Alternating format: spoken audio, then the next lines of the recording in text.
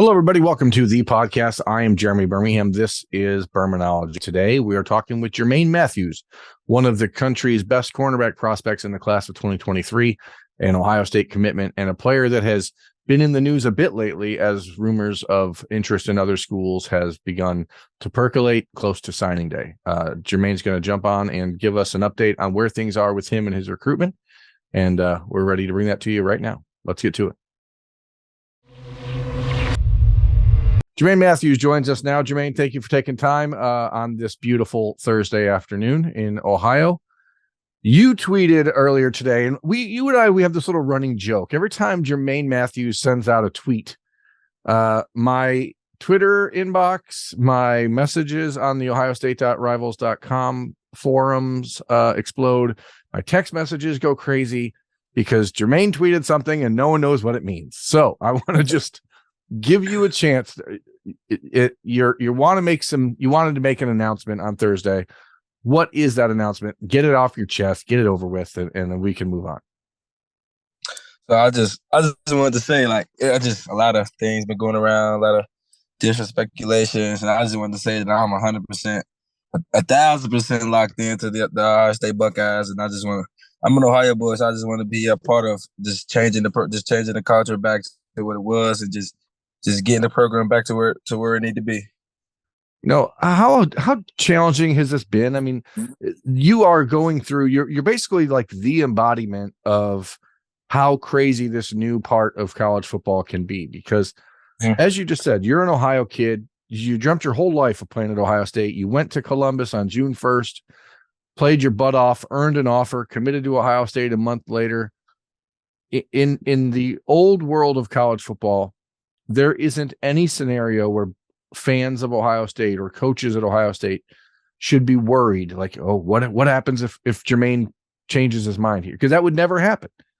But you're now in this, involved in this world where there are different conversations being had than ever before. How much has that weighed on you in these last few weeks?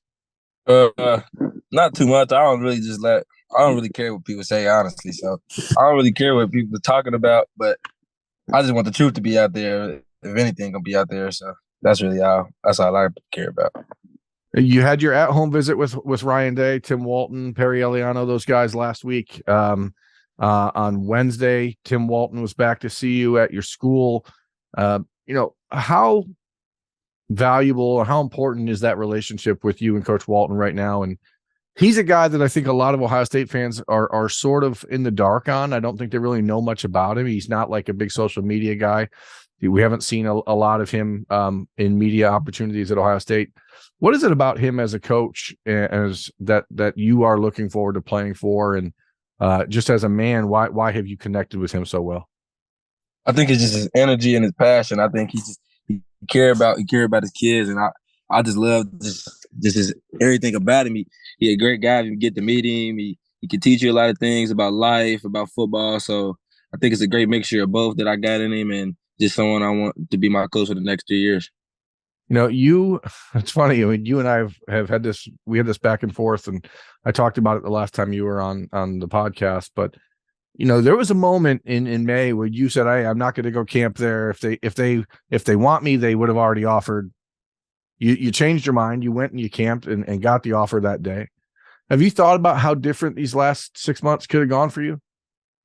Yeah, I always just thought, like, if I never went to the camp, but I probably went to other camps, or if I ever never went to the LSU camp, I probably wouldn't have went to the LSU camp. I wouldn't have went to the Ohio State camp. So I guess things just worked out crazy, and I'm just blessed, very blessed to be in this position.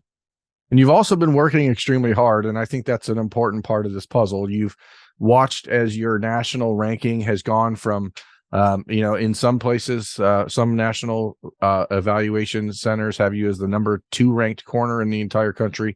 Rivals.com has you as number 7. Other spots have you somewhere in the middle of that. Mm-hmm.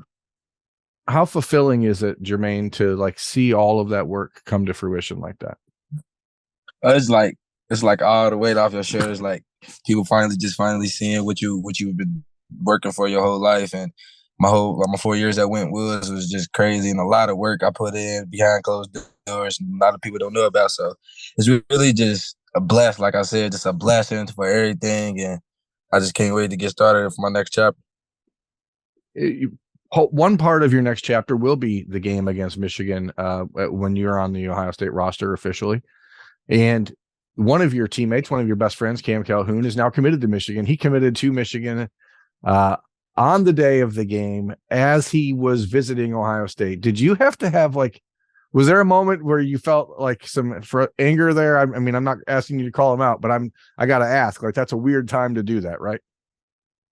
Oh, yeah, it's crazy. He just came out. This is my guy. What's crazy is we rode up there together, so we had a little friendly little wager on the line. It just, I don't know, it's crazy.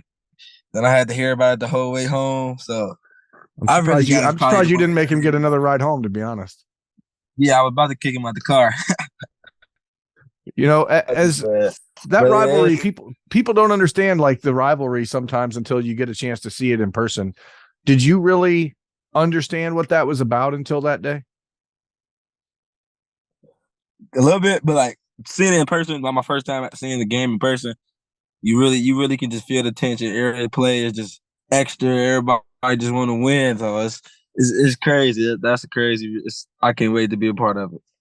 Yeah, you mentioned earlier that one of the things you're looking forward to is just the future and putting all of these rumors and speculations about Miami, Michigan, all this other stuff behind you. Now that all this is done, there's 13 days until the early signing period. You guys are still sitting on the number 5 ranked class in the country in most polls, most rankings. Some of you have as high as number 4. But yet it seems like a lot of people are waiting for bad news. How do you guys as a recruiting class view it? And how do you see these next couple weeks going? And how optimistic are you that there's a strong finish coming for the Buckeyes 2023 class? I think everybody we got in our class right now, is crazy already. So I think whoever we add to the class is going to be just a great addition. I feel like if we just went into signing day with the class we got right now, we still gonna be successful.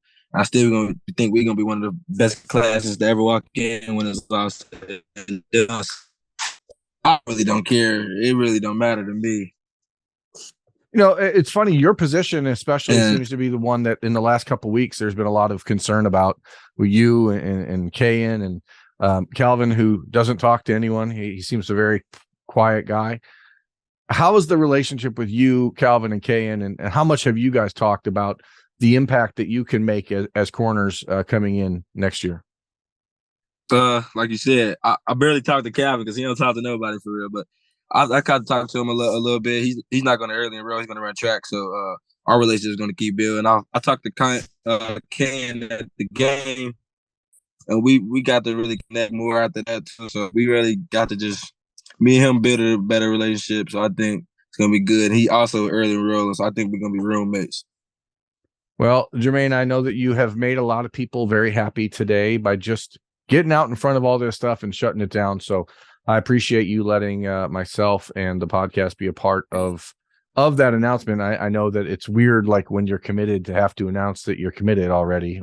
Again, I mean, but that's where we are in college football right now. It's a crazy time. So early enrollment coming up for you, signing day coming up for you. What's the one thing about being at home that you're going to miss the most when you hit Columbus on January the 9th? Just my family, just not seeing them every day. But other than that, I'm just ready to just get to work, just start that chapter. Well, we appreciate you letting us be a part of the book so far, man, and looking forward to covering you for the next 3 years and probably beyond, because when you go to the NFL, I'm still going to keep bugging you. It's just what I do. So anyway, man, I appreciate you. Thank you so much. Yeah, appreciate it. No worries. Yes, That's sir. Jermaine Mathews. Jermaine Mathews. I'm Jeremy Birmingham. This has been Birminology on the podcast. Thanks for watching, folks. We'll catch you next time.